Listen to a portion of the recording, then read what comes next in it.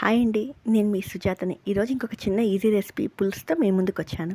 లేతగా ఉండే గోరు చిక్కుడుకాయలు తీసుకొని ఒక చిన్నగా ముక్కలు చేసుకొని, దాన్ని కొంచెం శుభ్రంగా కడిగేసుకొని, ఒక గిన్నెలో ఆ చిక్కుడుకాయలు, ఉప్పు, పసుపు వేసుకొని లైట్‌గా ఉడకనియండి. 75% ఉడికితే చాలు. మరి ఎక్కువగా ఉడికితే పిసపిస అయిపోతుంది.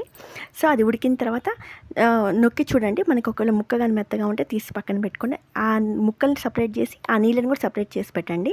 ఆ నీళ్ళు మళ్ళీ యూజ్ అవుతాయి. అది ఎప్పుడో చెప్తాను. ఈ లోపల మనం ఒక పెద్ద ఆనియన్ తీసి చిన్న స్లైసెస్‌గా చేసుకోండి. ఒక 3 టమాటాలు. ఇప్పుడు మ్యాంగో సీజన్ కాబట్టి నేను మ్యాంగో తీసుకున్నానండి. సో, మ్యాంగో ఒక నిమ్మకాయ అంతా చింతపండు కూడా తడిపి పెట్టుకోండి. ఆ తర్వాత ఇంకొక గిన్నె తీసుకొని దానిలో కొంచెం నూనె వేసి ఆవాలు, మెంతులు, ఎండుమిరపకాయలు, గుప్పడి కరివేపాకు వేయండి. కొంచెం దోరగా వేయించిన తర్వాత ఎర్రగడ్డ వేసేసేయండి.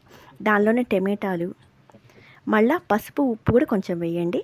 సో, ఉప్పు మాత్రం చాలా కొంచెం వేయండి. ఎందుకంటే ఆల్రెడీ మనం ఉడికేటప్పుడు వేసుకున్నాం కాబట్టి కొంచెమే వేయండి. అది వేగిన తర్వాత చూస్తున్నారుగా ఎట్లా ఉందో అది. కారం కూడా మీరు సరిపడా కారం వేసుకోండి. అది కొంచెం వేగిన తర్వాత మళ్ళీ మన ఆ చిక్కుడుకాయ ముక్కలు ఉడకబెట్టుకున్నాం కదా, ఆ వాటిల్ని ప్లస్ దాంతోపాటు మామిడికాయ ముక్కలు కూడా కలిపి వేసేసేయండి. ఆల్రెడీ మనం ఉడికేటప్పుడు కొన్ని నీళ్ళు పక్కన తీసి పెట్టుకున్నాం కదా ఇందాక, ఆ నీళ్ళనే వేసేసేయండి. దాంతోపాటు కొంచెం చింతపండు నీళ్ళు కూడా కలపండి. చింతపండు నీళ్ళు ఎక్కువ పోయొద్దు. ఆల్రెడీ మామిడికాయ పులుపు ఉంటుంది, టమాటా పులుపు ఉంటుంది కాబట్టి. సో, ఇట్లా ఉడికేదాకా వెయిట్ చేయండి మూత పెట్టేసి. చూసారుగా ఎంత బాగా బాయిల్ అయిందో. కొంచెం అయిన తర్వాత ఉప్పు సరిపోయేలా చూసుకోండి. తర్వాత ఒక చిన్న బెల్లం గింజ వేసుకోండి. టేస్ట్ బాగుంటుంది. అంతే. చూసారుగా ఎంత బాగుందో చిక్కుడుకాయ పులుసు.